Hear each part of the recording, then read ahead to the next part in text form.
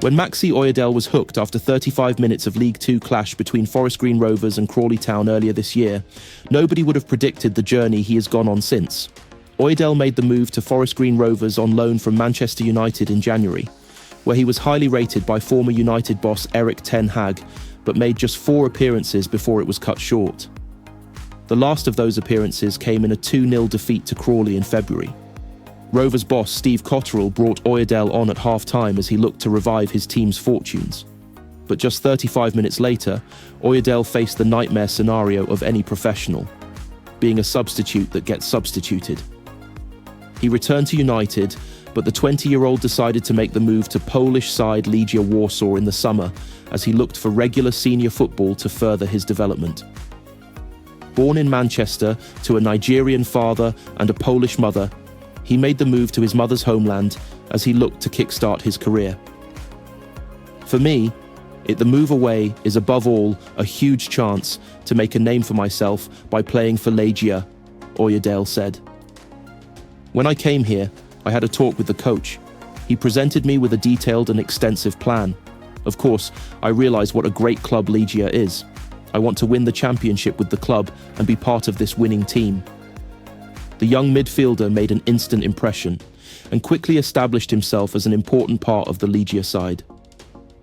Oyedele's quality on the ball, his character in retaining possession, and his tactical awareness when to dribble or play simply are significant attributes, Legia manager Goncalo Feio said when praising Oyedele's impact in the Polish top flight. Bruno Fernandes even remarked he was stunned regarding United's decision to sell him, given Oyedele's showing during pre-season. His physical readiness, agility, and ability to use his body effectively are top-notch. While fans love to see what he can do with the ball, Maxi brings physicality to our midfield. It's our responsibility to foster his development. Polish football stands to gain immensely from his talent, and the Polish national team wasted little time in calling him up to their senior side.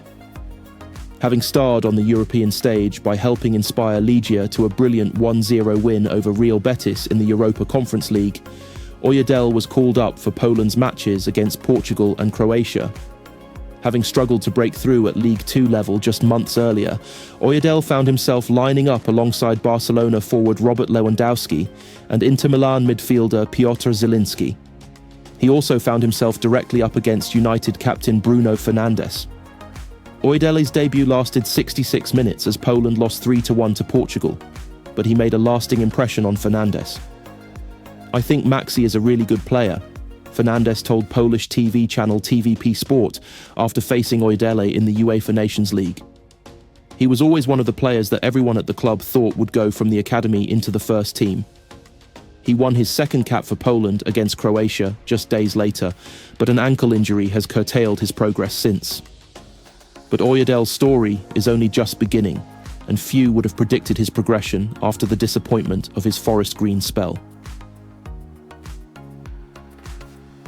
The training session commenced with a series of warm-ups and light drills, setting the pace for what was to come. The squad included key players such as Marcus Rashford and Casemiro, alongside several academy prospects filling gaps left by international commitments.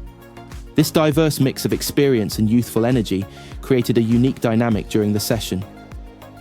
Amorim's approach was hands-on, emphasizing tactical drills and game simulations. Observers noted his active engagement, providing direct feedback to players and making adjustments in real time. His focus on quick ball movement, positional discipline, and pressing high up the pitch was evident, aligning with his reputation for modern, aggressive football. The immediate response from players was overwhelmingly positive. Marcus Rashford, a cornerstone of United's attack, took to social media to describe the session as top and expressed excitement about the new tactical direction. Similarly, Casemiro, a seasoned midfielder known for his leadership qualities, praised Amorim's methods, describing them as intense and insightful. These endorsements are indicative of a squad eager to adapt and thrive under Amorim's guidance. The players' willingness to embrace change bodes well for the team's cohesion and performance in the coming weeks. A notable aspect of the session was Amorim's inclusion of academy players. This aligns with Manchester United's long-standing tradition of promoting homegrown talent. Amorim's track record at Sporting Lisbon, where he nurtured young players and integrated them seamlessly into the first team, suggests that he is well equipped to continue this legacy. During the session, academy players were given opportunities to showcase their skills in high-pressure drills. Amorim's attention to detail and encouragement were apparent, as he provided guidance and motivation to the young talents. This focus on youth development could prove crucial in fostering a sustainable future for the club. Amorim's football philosophy is rooted in versatility and tactical intelligence. At Carrington, he began laying the groundwork for a system that emphasizes fluidity, adaptability, and high-intensity pressing. His 3-4-3 formation, which brought success at Sporting Lisbon, is expected to be tailored to suit United's squad strengths. During the training session, players were tasked with maintaining compact defensive shapes while transitioning rapidly into attack.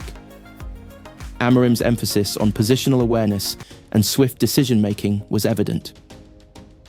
The drills also highlighted the importance of wing-backs and midfielders in controlling the tempo of play, a hallmark of his tactical approach.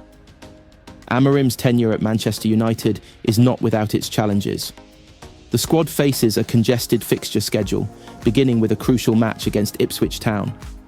Integrating his philosophy and ensuring player buy-in within a short time frame will test Amorim's managerial acumen. Additionally, the January transfer window looms as an opportunity for Amorim to strengthen the squad.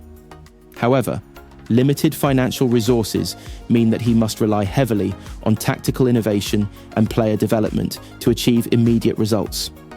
The Manchester United fan base, known for its passion and high standards, has expressed cautious optimism about Amorim's appointment. Social media reactions to the training session have been largely positive, with fans appreciating the visible intensity and tactical focus under Amorim's leadership. Supporters are particularly excited about the potential resurgence of attacking football at Old Trafford, a hallmark of the club's storied history. Amorim's ability to inspire confidence and foster a winning mentality will be key in meeting these expectations. The coming weeks will be pivotal for Ruben Amorim and Manchester United. With a blend of experienced players and emerging talents, the squad has the potential to adapt to Amorim's philosophy and deliver results. The training session at Carrington serves as an early glimpse into a new era, one that promises excitement and innovation. As Manchester United prepares for their next fixture, the focus remains on building momentum and establishing a strong foundation under Amorim's guidance. The journey ahead is fraught with challenges, but with the right mix of strategy, determination, and support, the future looks bright for the Red Devils.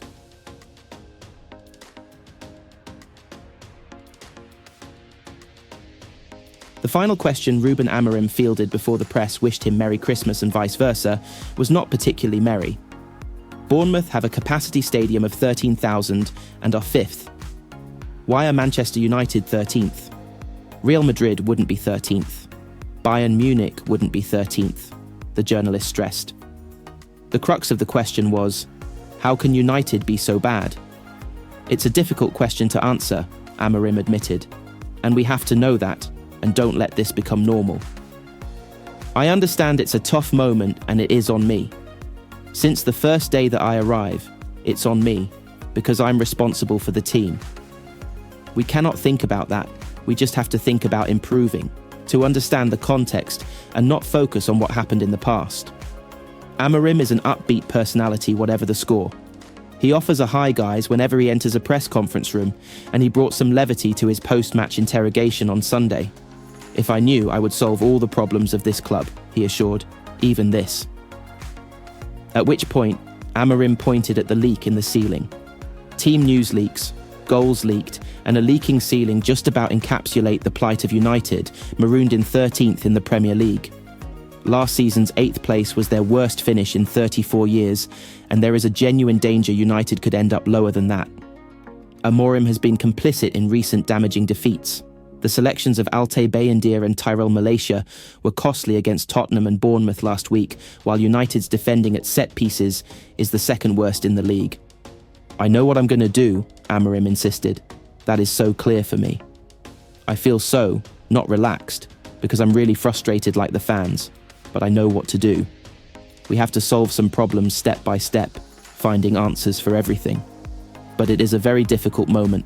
We understand the fans and we will fight that. I cannot say better things for the fans. What I am trying to say to the fans is we understand. I understand as a coach. I understand the moment. I understand the frustration, the disappointment. I understand. And we will improve. It will take time. I said the same thing here after Everton, and people were talking about the top four.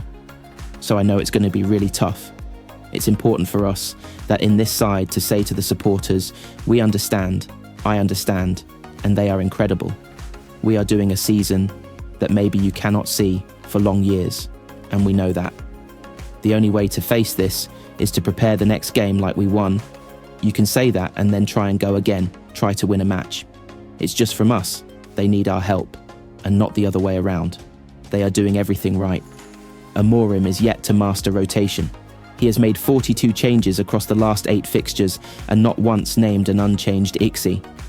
The defeat to Bournemouth on Sunday was the first time Amorim did not make 5 substitutions. The Portuguese clarified after the 2-0 reverse at Arsenal 3 weeks ago that rotation is enforced, and he doubled down on that. In this moment, is not rotation to see the players and prepare the future, is simply to not have injuries.